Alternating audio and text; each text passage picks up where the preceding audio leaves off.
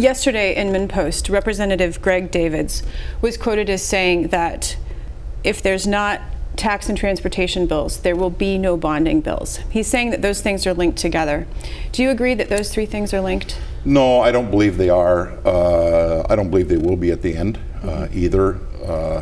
The bonding bill has nothing to do with whether we have a tax bill or a transportation bill. It's investment in public infrastructure around the state. The challenge with a bonding bill always is the Constitution requires a supermajority in order for the House or Senate to pass one. So it requires 60% of the body. So in the case of the Senate, that's 41 votes. In the case of the House, that's 81 votes. So you always have to reach out to the minority to get the votes that you need to get them passed. So it's always a difficult bill to pass.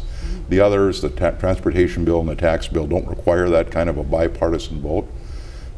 So, you know, we're going to have a bonding bill come out the first week of May. It's probably going to be in the neighborhood of where the governor is at 1.4 billion, maybe a little bit bigger. We're probably going to have some cash in it also.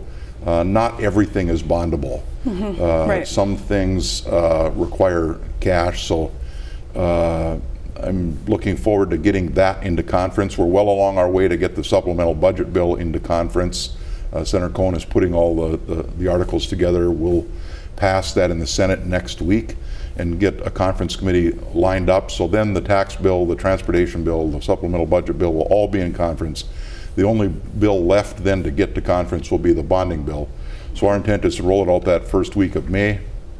The challenge there is the Constitution requires that any bill that puts the state in debt has to be a House file. It has to originate in the House.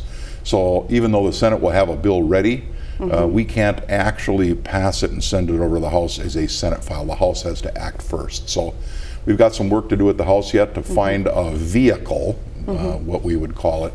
So if the House doesn't actually send us a bonding bill, that they at a minimum send us some kind of a House file that we can put our bonding bill on that originated in the House, so that we can get to conference committee on a bonding bill. Because on the 23rd of May, we're going home. And members always start to get pretty anxious this time of the year in election years because many of them have opponents at home that are knocking on doors, especially for rural members that have to live here in St. Paul during the session. When your opponent is at home working on the campaign and you're stuck here in St. Paul, people get pretty anxious. So there'll be a lot of people anxious to get out of here, so we'll be done on time.